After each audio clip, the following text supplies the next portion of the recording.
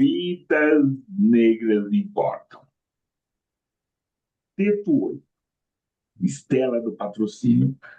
Não sou eu que gosto de nascer. Eles é que me botam para nascer todo dia. E sempre que eu morro, me ressuscitam. Me encarnam, me desencarnam, me encarnam. Me formam em menos de um segundo. Se eu sumir e desaparecer, eles procuram onde eu estiver. Para estar olhando para o gás, para as paredes, para o teto, ou para a cabeça deles, ou para o corpo deles. Texto número 8, Estela do Patrocínio. Salve! Meu nome é Plínio Camilo. Eu tenho o prazer de apresentar Notas de Escurecimento de Gerações. E essa conversa eu ofereço ao Carlos Márcio, ao PS Raio Negro e à Vera Paixão. Também a memória das minhas queridas tias, Júnia Camilo, Edith da Silva, Antônia da Silva e Lucila da Silva Dias. E hoje eu tenho o prazer de conversar com Vera Lopes. Salve, Vera Lopes, bem-vinda, querida. Muito obrigada pela sua presença, da sua gentileza de estar aqui conversando com a gente. Salve, querida, bem-vinda. Salve, bom dia. Um prazer imenso estar aqui. Eu que fico muito. Né? E é legal contar assim, da prontidão que a Vera teve de a gente poder gravar, poder fazer essa conversa. Então é isso. Vera, por favor, se apresente. Pois bem, sou Vera Lopes, sou gaúcha, morando em Salvador, Bahia. Eu sou uma atriz, eu sou mãe do Horácio, da Quênia, da Camila, sou avó do Aluiatã e da Tainá. E é isso. E isso é importante. Vera, o que é isso? Como que é essa trajetória, né, do Rio Grande do Sul para a Bahia? O que te levou? Que palcos? Por onde você passou? Então, eu conheci Salvador no início dos anos 1980. Eu vim para cá e aqui eu conheci uma. Bom, do início, pegar do início. Eu participei de uma edição de uma revista em Porto Alegre chamada Revista Tição. Essa revista foi editada pela primeira vez no ano de 1978. Na época, eu estava também estreando no teatro, foi o meu ano de estreia no teatro, 1978. Estreiei com o espetáculo Pulo do Gato, com a direção do Décio Antunes.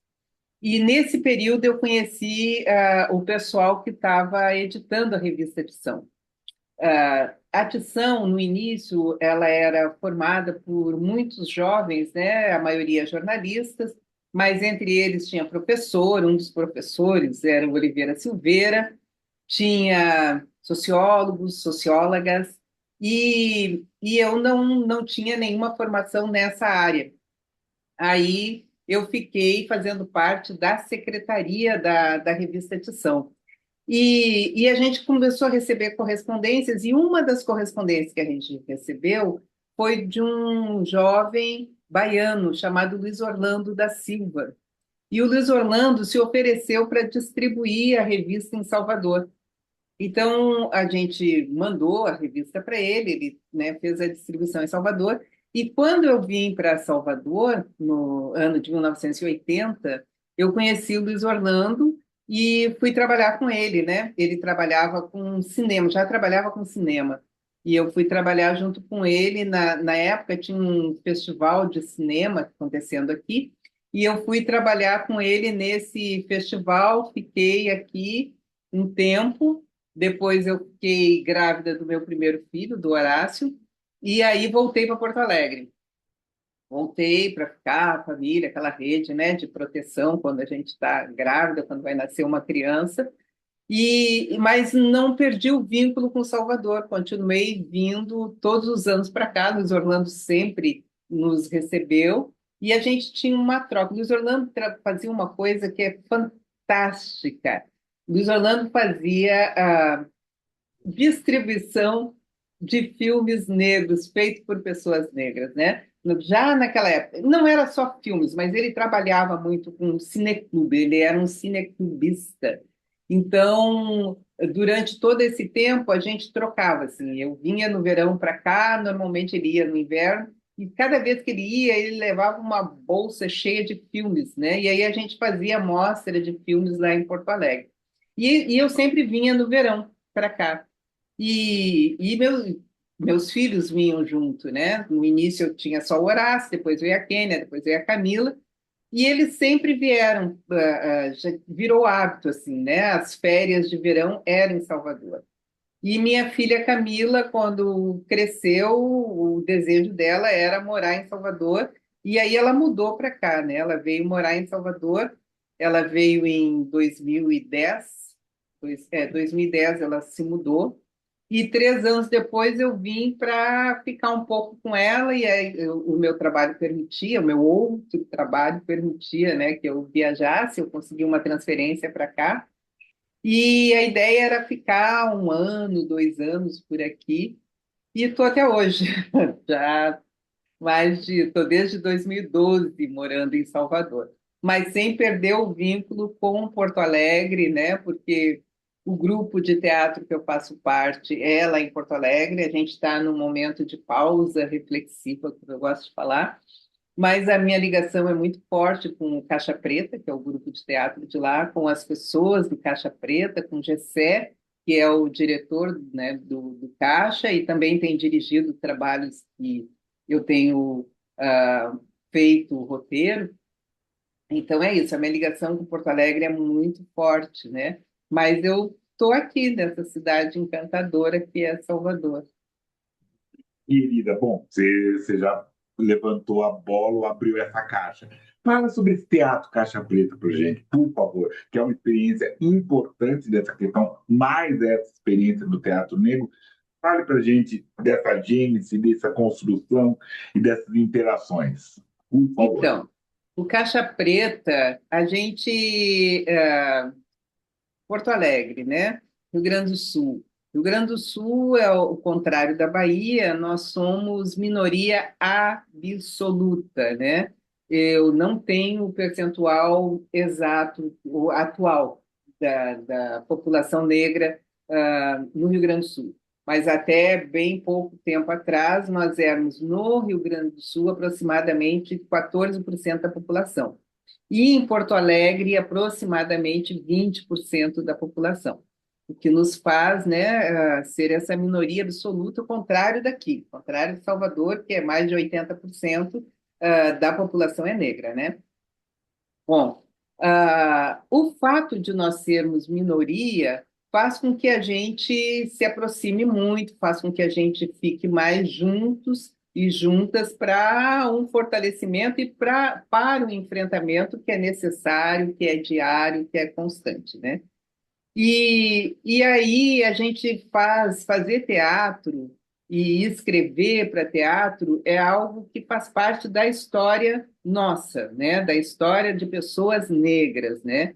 A gente tem dramaturgos em Porto Alegre desde sempre, mas que conseguiram publicar, que conseguiram levar para os palcos o seu trabalho. A gente tem notícias de 1.800 pessoas fazendo isso, né?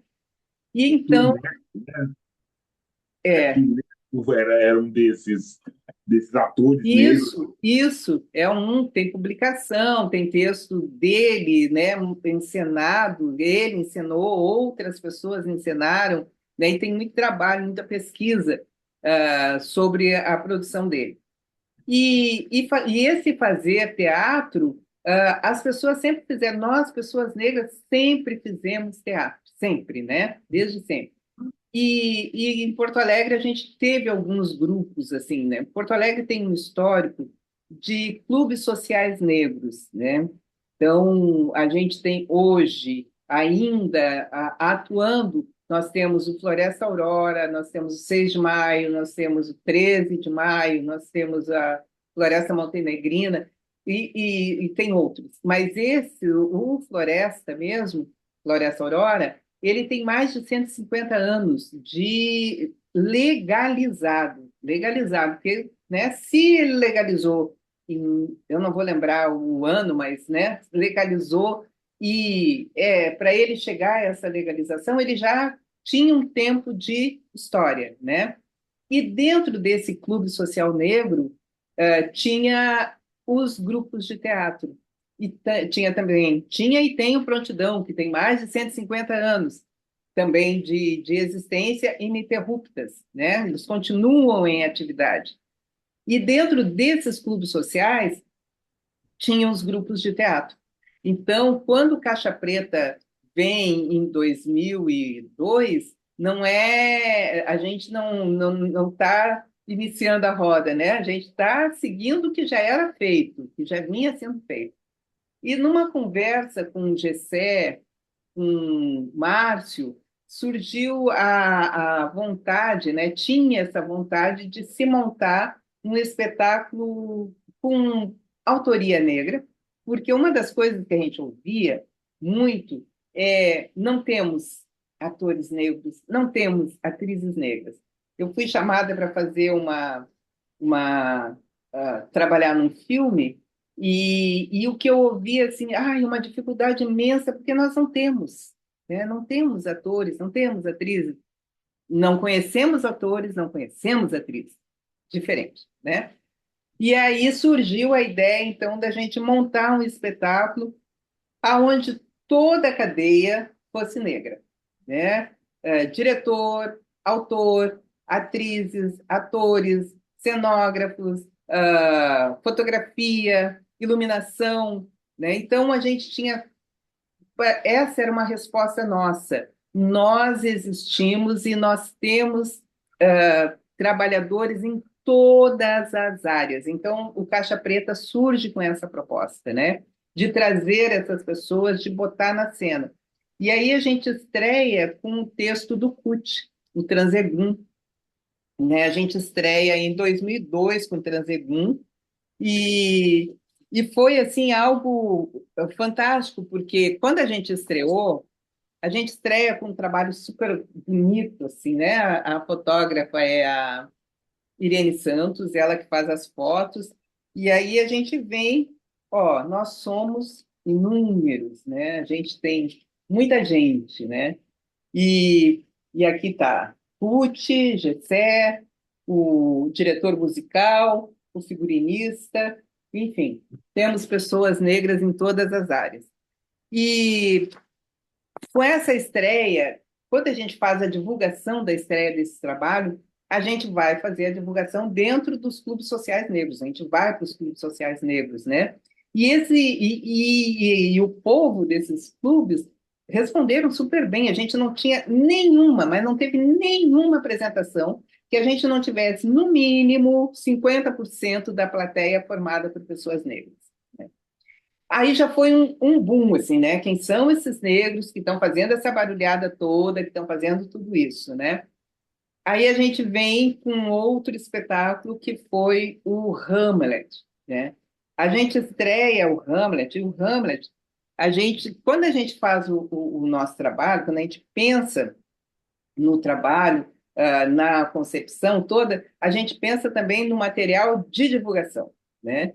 Então, o Gessé dizia assim, o nosso material de divulgação tem que ser um material para ser guardado, não pode ser um material que as pessoas dispensem, né? Então, tem que ser um material para ser guardado, que as pessoas queiram ter esse material.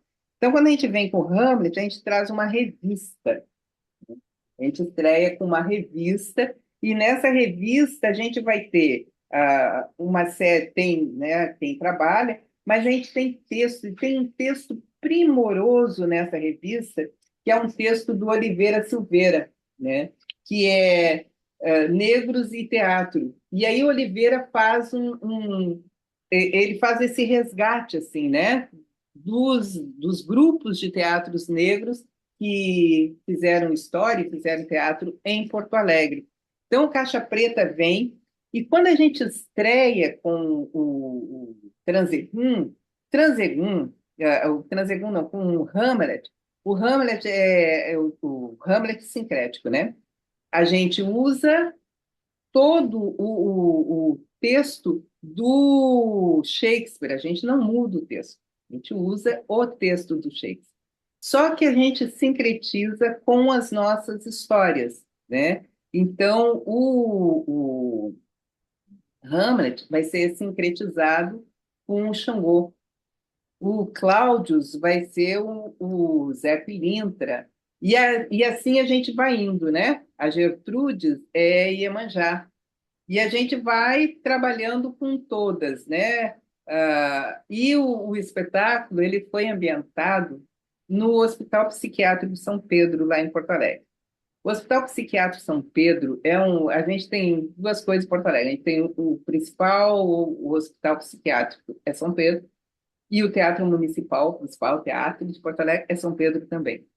Então, o São Pedro Hospital, ele fica num bairro mais afastado, mais periférico, e ele é num espaço fantástico, assim, é um espaço muito amplo, muito amplo. Na frente tem tipo um arvoredo, um bosque, alguma coisa assim, e os pavilhões do hospital ficam lá no fundo. Então, para ir da frente até lá ao fundo é um caminho. E a gente ocupou um pavilhão desse hospital. Então, já criava todo um ambiente, assim, né? Primeiro que as pessoas têm uma certa resistência em entrar em hospital psiquiátrico. Tinha toda essa história, né, de ter que caminhar um trecho grande até chegar lá no pavilhão, escuro, né, porque era de noite, e a gente colocava algumas tochas, algumas coisas assim, e as pessoas são recebidas na porta do pavilhão por um Exu. Então, tinha muita gente que tomava um susto, assim, né?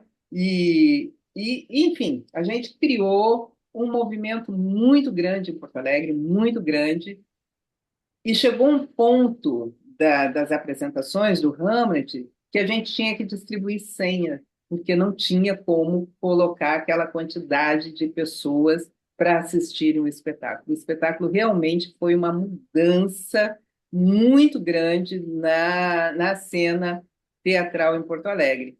E a gente conseguiu levar a população negra para o teatro, assim, de bando mesmo, mesmo.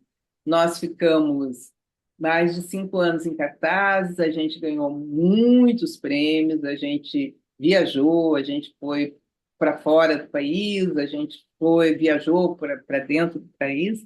Então, Hamlet foi algo fantástico. E depois vieram outras montagens, né? O Caixa teve muitas montagens. Além das montagens de teatro, a gente teve duas publicações, eu não estou com elas aqui agora.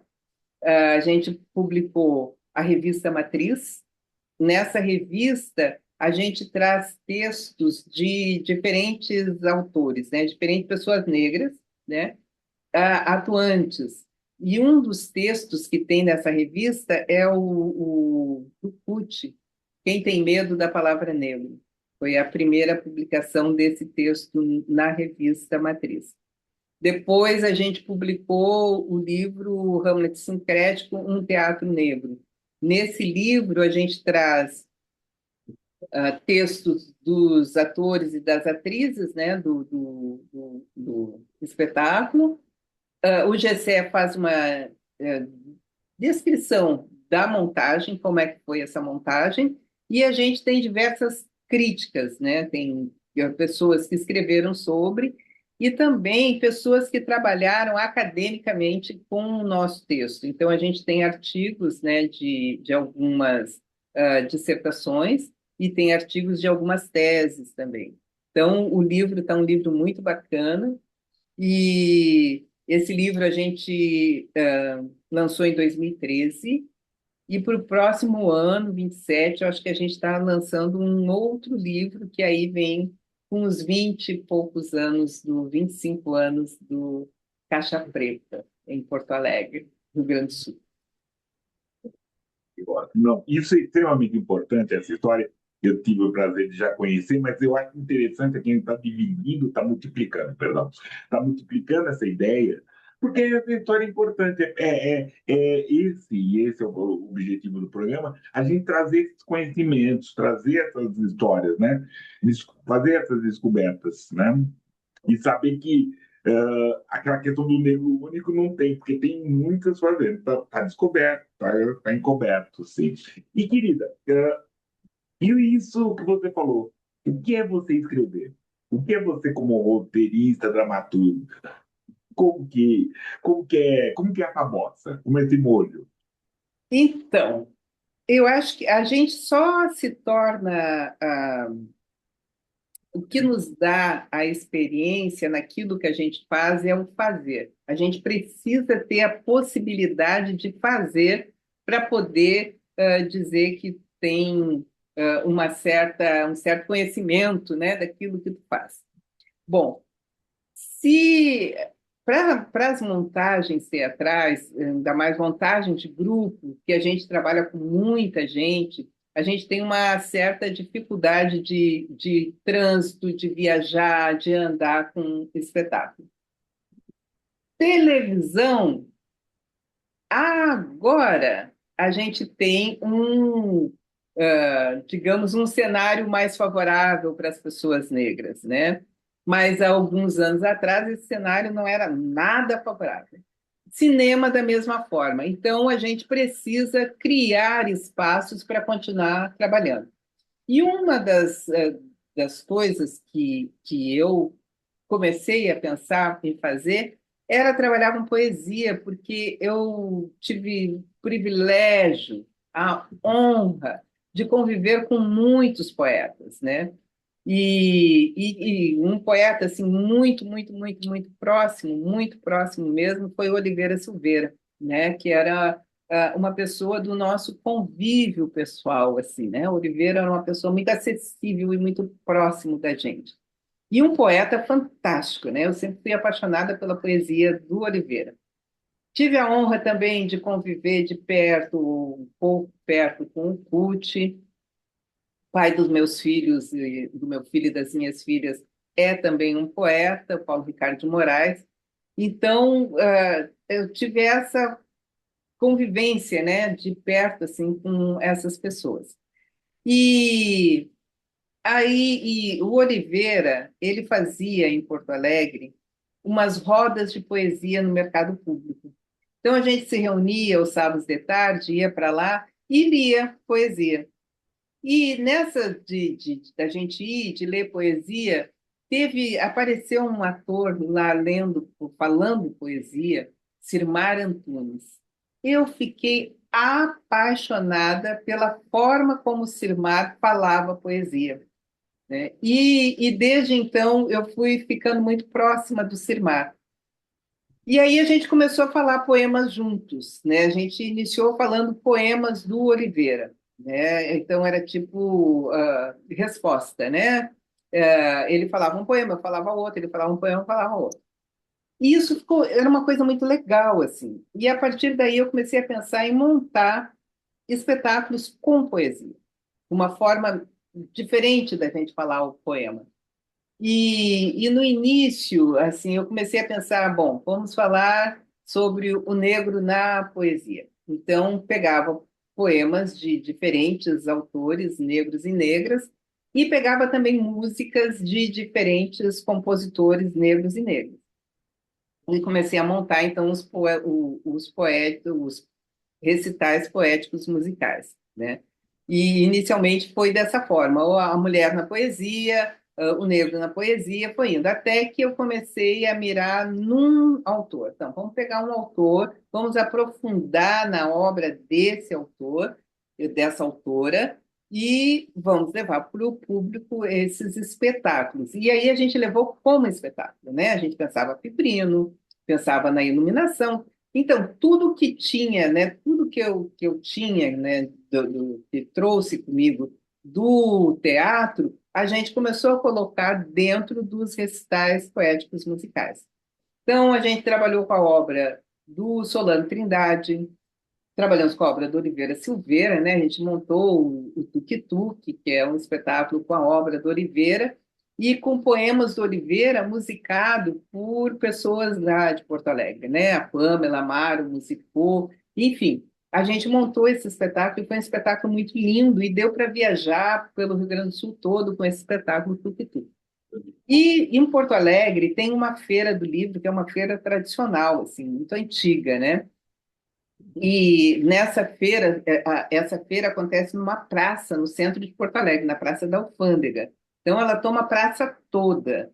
E tinha alguns editores, tinha os editores que tinham um stand com literatura negra na feira. E as pessoas desse stand, que no início era o Fernando, depois foram outras pessoas que tinham esse stand lá na feira, nos chamaram para falar poesia lá no stand. E aí eu e o Sirmar, um dia a gente estava fazendo lá uma poesia lá no stand, e passa a coordenadora da feira, uma das coordenadoras da feira, Sônia Sancheta. E ela para e fica nos ouvindo. E a partir daí ela anualmente nos chamava para participar da feira. E teve um ano que ela me chamou e falou: Olha, a gente vai convidar a Conceição Evaristo. Tu aceita fazer um trabalho com os poemas da Conceição? E aí a gente foi, pegou o livro da Conceição, Ai, meu Deus, a pessoa fica velha e vai esquecendo de tudo, né? É o Poemas da Não adianta, não vou lembrar o nome do livro. Mas, enfim, é um livro de poesia da Conceição. A gente pega esse livro de poesia e monta um espetáculo com os poemas da Conceição. Então, o espetáculo se chama Minas de Conceição Evaristo, né, que é essa coisa linda aqui. E essa é a capa do livro da Conceição. Não adianta que não me vem agora o nome do livro da Conceição. A gente monta esse espetáculo, apresenta em 2009, na Feira do Livro, 2009, com a presença da Conceição. Então foi algo lindo, assim. E a Conceição ficou muito emocionada. Realmente o trabalho é um trabalho muito delicado, muito bonito. Tem poemas da Conceição musicado e tem também, a gente trabalha também com música de compositoras mineiras, né? A gente vai buscar compositoras mineiras para montar esse espetáculo, né? Esse recital poético musical. E aí, em 2014, 2017, o Itaú Cultural, ele homenageia a Conceição com uma ocupação, né, da Conceição no Itaú. E a Conceição recomenda esse espetáculo para o Itaú. E aí a gente remonta o espetáculo agora com a direção do Gessé Oliveira, e a gente faz a abertura da ocupação, a gente faz duas apresentações lá no Itaú.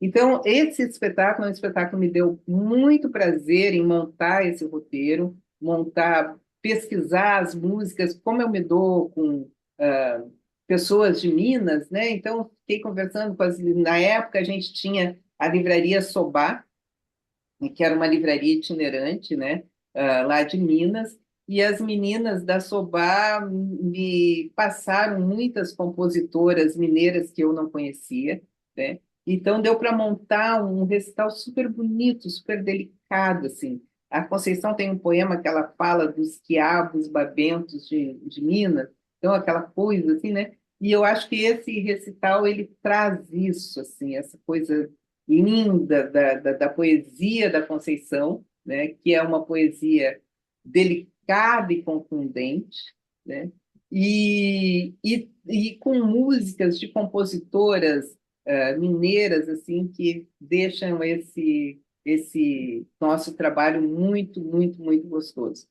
Além desse trabalho da Conceição, em 2014, foi o centenário da Carolina, né? O centenário de nascimento da Carolina Maria de Jesus. E a gente tem aqui em Salvador uma socióloga super atuante, maravilhosa, que é a Vilma Reis. E aí a Vilma Reis chegou e falou assim: nós precisamos tirar a Carolina dos escombros, né?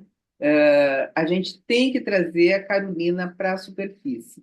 E aí a gente fez uma série de atividades no ano de 2014 com escritos da Carolina, pessoas se escreveram sobre a Carolina, e aí a gente ficou pensando em montar um espetáculo, um texto, né? Mas eu trabalho com poesia, eu tenho digamos que, facilidade maior assim para montar espetáculos com poesia. E uma amiga que fazia parte do grupo A Geni Guimarães, a Geni Guimarães, geógrafa, não a Geni Guimarães, escritora, né? É a Geni Guimarães, geógrafa do Rio de Janeiro. Na época, ela morava aqui em Salvador, estava fazendo doutorado aqui na UFBA, e ela me doou, me deu de presente um livro com os poemas da Carolina, né? E eu não conhecia. Assim como a maioria das pessoas, eu tinha parado no quarto de despejo. E quando eu recebo esse livro de poemas da Carolina, eu comecei a ler assim a antologia poética. Eu comecei a ler e não me achava assim, né? Carolina escrevia no suporte que ela tinha à mão para escrever, né? Então, a impressão assim que a gente tem é que um poema começa aqui, aí ele vai ter sequência em páginas depois, enfim. E aí eu pego, tem um poema da Carolina nesse livro, Quadros, que ele é um poema muito longo, assim, né? Tem mais de 13 páginas. E aí eu estou lendo, e é isso, assim, né? É como se uma estrofe não casasse com a outra, e eu não consegui, li aquele poema muitas vezes e não consegui, até que uma hora me veio assim, gente, mas isso é a nossa vida. A nossa vida não é a nossa vida ela é muito em quadros também, né? Muitas coisas nossas acontecem em quadros, né? E esse é o nome do nosso espetáculo, Quadros, que também tem a direção do Gessé Oliveira.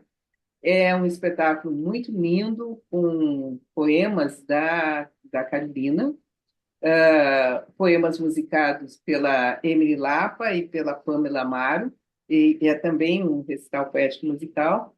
E para esse trabalho, a gente pesquisou muito a história da Carolina, né? E sempre na cabeça aquela coisa do Gessé, o nosso material gráfico não pode ser descartado, ele tem que ser algo que as pessoas queiram ter. A Carolina, se tu olha as fotos do lugar que a Carolina morava no Canindé, é muito precário, né?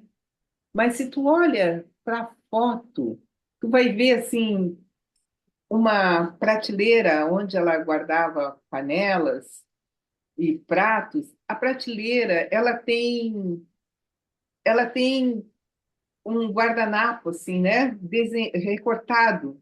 Então tu vê que tem todo um cuidado, que tem toda uma delicadeza, né? A precariedade a qual ela foi exposta não tirou dela esse cuidado, né? Então, quando a gente pensou em fazer o nosso material gráfico, a gente pensou, a gente vai trazer ah, algo com o qual ela trabalhava, que ela reciclava, né? Então, ela era uma recicladora, ela catava papel e reciclava. Então, a gente foi buscar papelão para fazer o nosso material. Só que a gente queria trazer esse cuidado da Carolina. Então, a gente fez esse material aqui e a gente trouxe por dentro esse cuidado. Assim, todo o nosso material ele é quadros, é o nome do espetáculo, né? Então a gente traz esse cuidado assim de encapar. A gente fez mais de 500 desses aqui, um a um, com esse material por dentro, coladinho, bonitinho, né? Todo ele é assim, todo o material ele é desse jeito, assim, né? Todo cuidado. Então é isso, assim. Então a gente, quando pensa em fazer um espetáculo, em trazer esse espetáculo, a gente pensa em todos esses cuidados, assim, né? De apresentar da melhor forma, da forma que a gente merece, né? A gente merece ser bem tratado, a gente merece ser bem cuidado, a gente merece apresentar para o público esse cuidado todo. Legal. Não, querida, perfeito. Quero que você continue nessa conversa. Vou pedir uma licença para você, para a gente dar umas continuidades, trazer essas questões que a gente merece saber também, né? Isso é para lá de importante. E aquele pedido, né, que faço, sempre faço para todas, assine um canal. Assinando, fazendo os comentários, você vai fazer provocar que mais gente veja esse canal, veja essa conversa, entenda, aceite, critique esse nosso trabalho, né? E agora, nesse momento, vamos nesse momento que eu chamo de momento griot, que a gente traz negras e negros aqui que, né, bateram terra para a gente estar aqui.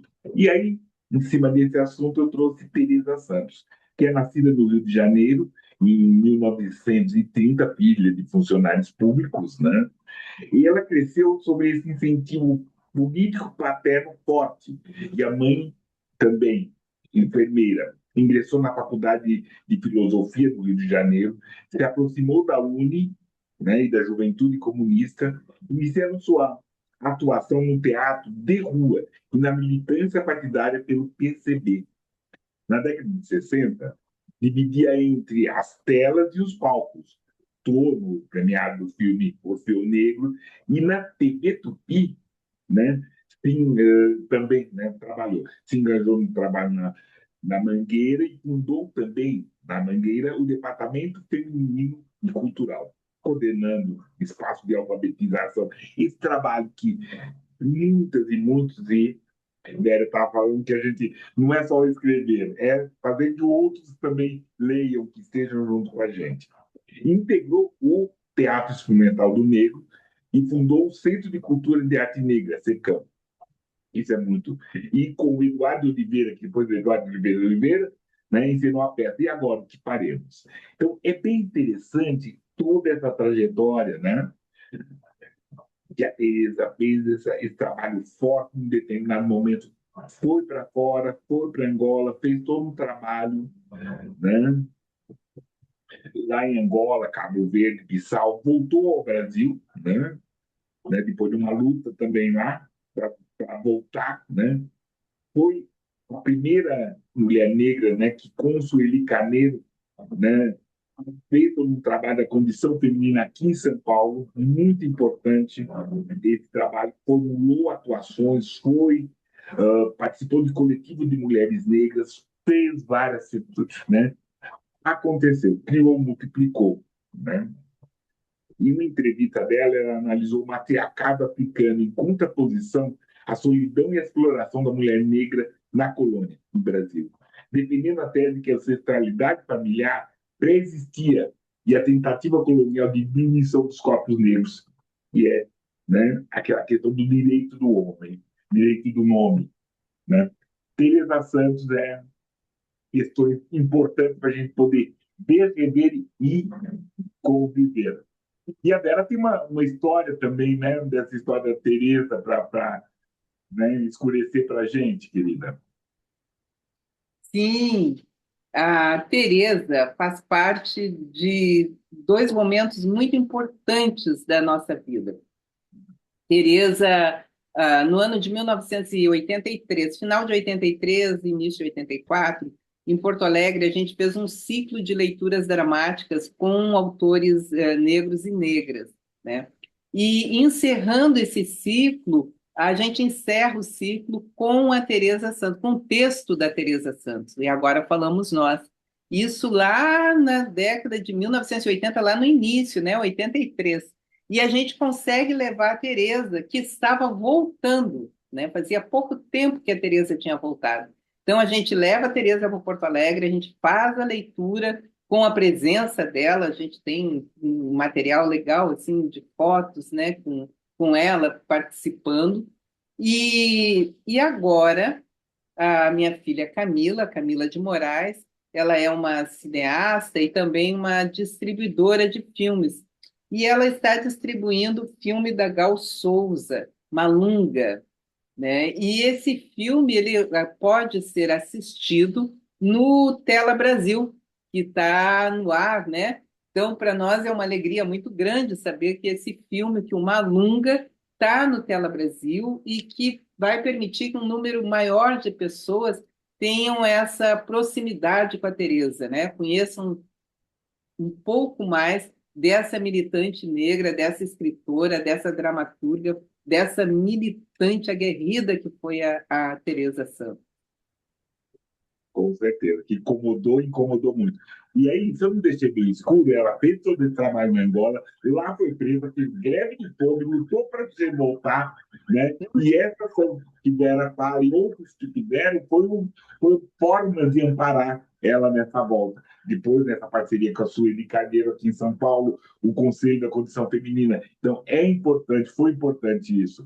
É, eu não consigo lembrar nenhuma palavra maior que aguerrida. Então é aguerrida, aguerrida, aguerrida, né? E Que é a Teresa Santos é. É isso. Legal, querida. Agradeço. convidar as pessoas para assistirem uma Lunga, né, que está agora na Tela Brasil, acessível a um número maior de pessoas, gratuito, né, para assistir o Tela Brasil. Perfeito. Legal, querido. Você estava conversando e aí continue a sua trajetória. E depois disso tudo, chegando e fazendo, esse momento que você falou, esse momento, esse ato que está no Caixa Preta, como é que está sendo para você suas escritas e suas adaptações? Então, a gente não está com nenhum espetáculo em cena, né? A gente se encontra, a gente conversa, e nesse tempo todo, assim, eu não parei de atuar. Tem agora a vertente, né, onde eu estou conseguindo atuar de uma forma mais efetiva é no audiovisual, né? Eu tenho trabalhado bastante com audiovisual aqui, coisas aqui de Salvador, coisas de Porto Alegre, e eu costumo dizer que eu não sou uma escritora, né? Eu acho que é também um pouquinho né, de autoproteção, assim. Mas eu estou em algumas publicações, né? Tem algumas publicações que eu tenho participado. Ah, não só escrevendo para, mas também na edição, né? Tenho o trabalho com o Gessé Oliveira, a gente tem dois trabalhos juntos, estamos indo para o terceiro. E, e aí, na pandemia, eu fiz um curso, a FLUP, na pandemia, ela homenageou os 60 anos da Carolina Maria de Jesus. E aí eles fizeram um curso de escrita, né? E para participar desse curso, a inscrição era escrever uma carta para a Carolina. E aí, tá, eu escrevi a carta para a Carolina, eu e mais de 500 mulheres escrevemos a carta para a Carolina, e 310 mulheres foram selecionadas. Dessas 310, eu fui uma das selecionadas. A gente participou desse curso de escrita criativa e a professora da minha foi a Milena Brito. Milena Brito é uma professora da UFBA e ela também foi professora nesse curso de escrita criativa. Bom, no final do curso, 180 mulheres escreveram um conto e 180 participaram de uma publicação, que foi esse livro lindo aqui, Carolinas, né? Carolinas, a nova geração de escritoras negras brasileiras. E aí eu estreei com um conto nesse livro. E essa professora minha, a Milena, a partir da escrita desse conto, ela começou a insistir para que eu escrevesse mais, né? Ela falou, não, tem que escrever, brará.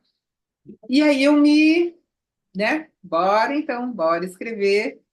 E eu estou com um livro pronto, não editado, né? Há 5 anos, mais de 5 anos. Aí, o ano passado, eu fiz um outro curso de escrita. Nesse tempo, eu estou fazendo alguns cursos, né? O ano passado, eu fiz um curso com o Marcelino Freire.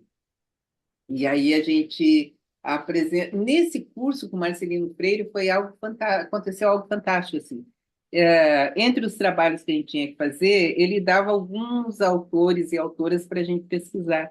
E uma das autoras que ele me deu para pesquisar foi foi quem tu abriu o programa hoje. Pelo patrocínio. Gente, eu fiquei muito emocionada porque eu precisei pesquisar a obra da Estela e eu não conhecia. Eu Nossa, não conhecia a Estela do Patrocínio. Eu e é fiquei, teatral demais, a história dela é. eu Nossa, fiquei encantada, encantada, encantada com a Estela. Eu estou lá num namoro com o Gessé para a gente, né, trazer para a cena a Estela. E a Estela tem algo que é muito peculiar. Ela e o Bispo do Rosário ficaram na mesma instituição sim, por mais de 20 anos. Então, eu acho assim, é algo. E quem vai tirar a Estela e o bispo de dentro daquela instituição, daquele lugar que eles foram confinados, é a arte. É a arte que tira eles de lá. É a arte que traz eles até a gente. Então, esse é um dos grandes poderes da arte, né? Não tem como aprisionar, né? Então, a Estela me trouxe, assim, conviver com a Estela esses tempos, assim, desde que o Marcelino me apresentou, tem sido algo. Eu tenho lido muitos poemas dela, tenho lido em público os poemas dela, né? Sempre que me convido para alguma coisa, eu tenho levado a poesia da Estela do Patrocínio. Então, aí tem essas coincidências, assim, né? Essa coisa de estar lendo essas outras pessoas e começar a pensar em escrever. Então, eu estou com esse livro, eu fiz esse curso com o Marcelino no ano passado, precisei apresentar, né? A gente tinha que apresentar uma produção nossa no curso, apresentei o livro, ele fez algumas contribuições, e estou aí com o livro pronto, né? Daqui um pouco daqui a um pouco ele deve vir, né? e bom, que bom. Aí agora também aproveitar, falar que você falou em livros, fazer pedir essa outra licença para você, né? Por favor, né? Para a gente continuar essa conversa, tá falando. E aquele pedido, né? Deixe seus comentários, por favor, não deixa coisa assim. Vai, enche o comentário, perguntas, esclarecimentos, o que puder trazer para a gente para essa conversa. Estamos falando de teatro, não nessa estante preta trazer essas histórias de teatro. E aí o primeiro trabalho do Guilherme Diniz, Teatro Experimental do Negro, Temporal Editora. Esse livro traz, né, histórias críticas de outros dramas, né? E o Guilherme ele mergulha na trajetória dos movimentos mais inovadores e modernos do teatro brasileiro. E que, como a Vera falou, né, o teatro negro é importante de toda essa questão, mas não é o primeiro. Né? A gente relembrar sempre, não é o primeiro. Outros, e a Vera falou, né? 150 anos atrás já tem essa questão do teatro nos clubes negros. Então, é muito importante, esse livro, né, essa crítica, trazendo toda a questão importante e principalmente do que ele realizou e do que ele estimulou no Brasil inteiro. Teatro Instrumental do Negro, Histórias Críticas de Outros Dramas, Guilherme Diniz, Temporal Editora. Um outro livro importante também que a gente traz, né, é o Teatro Negro e a Atitude no Tempo, no Evandro Nunes, de Alessia Editora.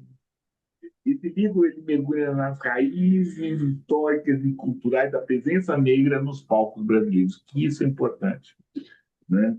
Que vem, que traz, né? Que não começou em um determinado momento, que teve outras ações, muitas, né? Se a gente for pensar no ciclo, no Teatro Revista Negro, né? Principalmente outras situações, né? Que o papel do teatro negro houve, fez, né? E nos traz aqui, né? Para a gente poder falar, né? E esse livro não se limita nessa análise somente no Brasil, ele traz essa comparação, esse olhar para outras culturas que têm essa influência do teatro negro. Muito importante, muito valiosa para a gente fazer. Teatro Negro e Atitude de Tempo é uma obra que escurece os caminhos, que afirma identidade e inspira novas práticas artísticas e culturais. Muito importante. E, finalizando, né, esse texto que é de 2019, esse livro, né, edições da FUNAC, organizado pelo Eugênio de Lima e Júlio Ludemir, né, Dramaturgia Negra, que foi um livro muito importante que acho que vale a pena a gente reler, ler e ver, né? E ver espaços, ver, em primeiro momento, algumas publicações de textos importantes dessa nossa dramaturgia, que se transformaram em peças, trabalhos, Esperando Zumbi, de Cristina Sobral, né?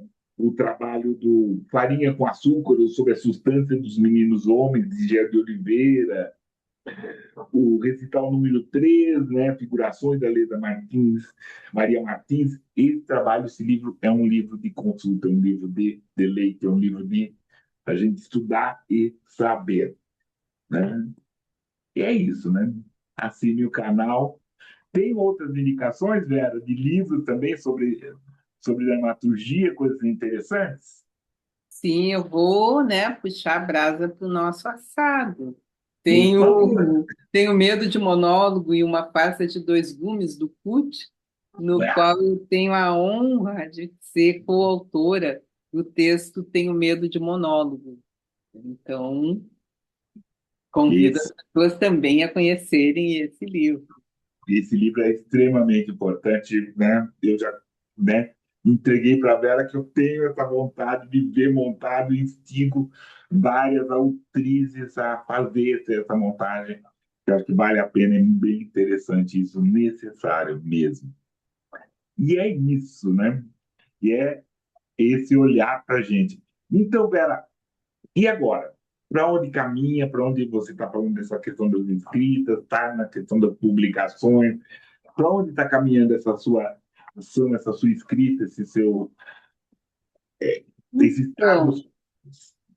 ah, nesse livro, né, nesse que virá daqui a pouquinho, é um livro de contos, né?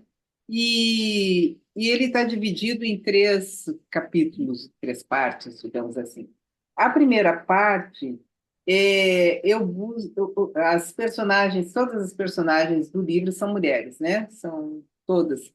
E na primeira parte eu venho com as mulheres da família, né? Eu vou buscar nas histórias das mulheres da minha família para escrever, né? Então, a minha bisavó, a minha avó, são mulheres que têm histórias fantásticas, né?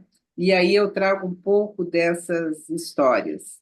E a segunda parte são mulheres mais atuais, são histórias de mulheres mais atuais, né, mulheres contemporâneas, e depois tem um pouco, a terceira parte, eu acho que é um pouco de crônica misturado, tem crônica, tem conto, tá? Uma coisa meio misturadinha, assim, né?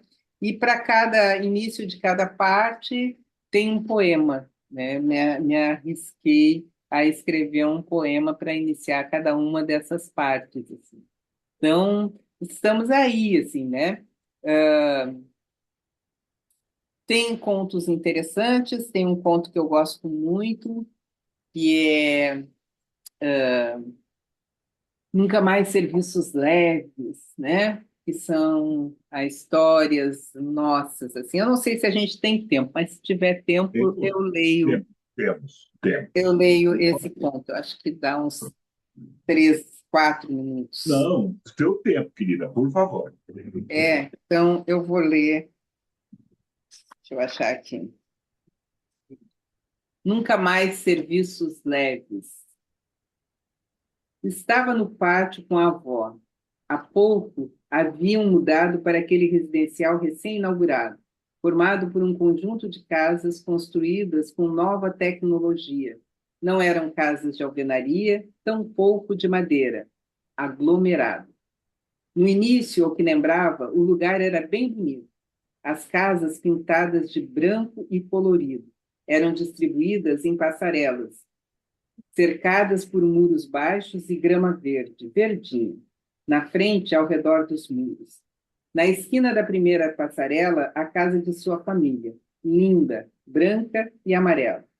Naquela tarde, primavera de tempos turbulentos mundo afora, do pátio escutava o Top 5, programa de rádio favorito da menina. Não da avó, que gostava mesmo das músicas de antigamente, que tinham histórias, falavam verdade. Essas e agora, já se viu? Coisa mais sem graça. A menina sorria, cantava junto. De saia branca costumeira, gira o sol que parou para olhar. Se via na música. A voz envolvente a embalava. As covinhas no rosto dele, o nariz e sorrisos largos eram tão familiares, se sentia semelhante a Wilson Simonal. Mas isso era segredo seu. No mesmo instante, duas mulheres brancas cruzam a passarela, percebem a avó e a neta e se aproximam. São mulheres distintas, simpáticas, trocam rápidas impressões sobre o bairro e, sem rodeios, dizem ao que vieram. Gostamos dela. Queremos uma menina para fazeres leves em nossa casa. Ela é perfeita. Não, não, não, não, não, responde de imediato a avó, querendo encerrar ali o assunto. A menina recém-mocinha, diante da possibilidade do primeiro emprego, perpetuação de lugares oferecidos a mulheres negras, suplica: deixa, avó, deixa. Conhecedora desses lugares, e neles tantas vezes transitado, tantas vezes neles vivenciado humilhações, mas também deles, trazendo o alimento para filhos e neta, a avó responde: não. Não queria seu destino para sua neta, tão jovem, mas como impedir? Já não tinha como sustentar com sua minguada aposentadoria os desejos adolescentes da neta. O coração disse não. A voz em fio, mais velha que a avó, com um olhar no passado, fixou as duas mulheres. Será seu primeiro emprego. Cuidem bem dela. Na semana seguinte, a menina segue para o bairro judeu, com seus prédios sólidos de alvenaria, construído em ruas amplas e arborizadas. Até meados da Segunda Guerra Mundial, ali viviam em ruas estreitas pequenas e coloridas casas de madeira, agregadores clubes sociais, alegres blocos carnavalescos. Era a colônia africana. Com a chegada dos imigrantes, foi substituída. Ganhou um novo nome. Bom fim. Para a colônia, triste fim. O apartamento era grande, muito grande. As peças enormes, banheiros com banheiras. A menina teria que cuidar da limpeza, ajudar na cozinha, lavar as louças, ir na rua fazer as compras. Serviços leves. Elas, as duas distintas mulheres brancas, haviam afirmado para a avó e neta naquela tarde primaveril. A dedicada menina fazia tudo com esmero, porém, naquele dia, ao entrar em um dos aposentos para limpar, sem querer ou por querer, abriu a porta de um armário. O que estava ali contido a fez ficar imóvel, coração agitado, os olhos brilhando, as mãos tremendo. Diante de si, bonecas, muitas bonecas, lindas bonecas, de todos os tamanhos. Em comum, os cabelos louros e os olhos azuis. O mundo parou. Na sua meninice, nada mais existia. Queria ficar ali, brincar com elas. Nunca tinha tido nem de longe alguma boneca sequer parecida com aquelas. Esqueceu do tempo, das responsabilidades. Extasiada, sentou no assoalho, ficou ali, admirando, sorrindo, querendo pegar. Está fazendo o que aí, sua neguinha mexeriqueira? Tinha sido descoberta. Como te atreves a abrir a porta de um móvel? Gritos, gritos e mais gritos, xingamentos, acusações. A menina atônita queria explicar, dizer que não, que só estava encantada com as bonecas. Choro, medo, vergonha. Aos seus ouvidos, a voz da avó, cantando uma canção antiga, daquelas que dizem verdades. Ah, ré, ri, vó, rua, você vai embora, que essa casa não é tua. Fora batizada, barbarizada. Não contou para a avó, não contou para ninguém. Afinal, havia cometido um erro. Punição merecida. Internalizou. Escondeu no peito a dor e a meninice. Nunca mais bonecas. Nunca mais serviços leves. A fizeram a fórceps, pronta para todo serviço. É triste a condição do pobre na terra. Tinha escutado muitas vezes, no seu tempo menina, a avó, fã de Carolina Maria de Jesus, cantar. Sim, é triste a condição do pobre, Carolina. Contudo, aprendeu depois de algum tempo que a dor e a pobreza não imobilizam vidas, nem tampouco as definem. Não definiu a de Carolina, não definiu a de sua avó, não definiria a sua. Precisava tomar as rédeas do seu viver. Tomou. A menina samarina deu passagem a uma guerreira mulher, a uma linda mulher, uma mãe Black Panther, uma avó que guarda em si a sua avó, altiva, luta por uma Wakanda possível. Apaziguada com a menina secretamente sua, agora e sempre tão sua, vivencia a plenitude da maturidade. Livremente inspirados na canção Ha He Hi Ho Rua e O Pobre e o Rico, de Carolina Maria de Jesus. Bem escrita, brilhante. É um texto para ser lido, né? Ouvido é brilhante, mas é para ser lido, para você perceber todas essas camadas que você chama de Carolina no Raí, Rua, chama o Wilson Simonal, chama essa. Né? Então, brilhante, brilhante, querida. Estou aqui querendo muito ler esse livro quando sair, por favor, para a gente poder conversar, fazer uma peça aqui no Notas, me coloco à disposição.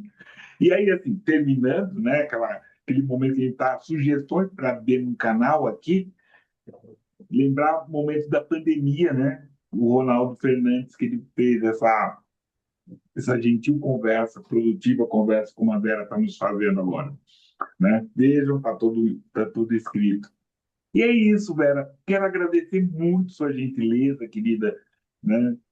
Sua disposição da gente estar podendo conversar, estar podendo gravar, fazer. Então, brilhante. Muito obrigado, querida. Muito Eu que obrigado. agradeço, super obrigada, super importante a gente ter esse espaço, né, para a gente poder falar das nossas coisas, falar das nossas escritas, falar das nossas vivências, né, porque existe uma multiplicidade de nós, né, e nessa multiplicidade de fazeres também. Então, é importantíssimo a gente ter um espaço como esse para a gente conversar, para a gente ter essa troca. Muito obrigada.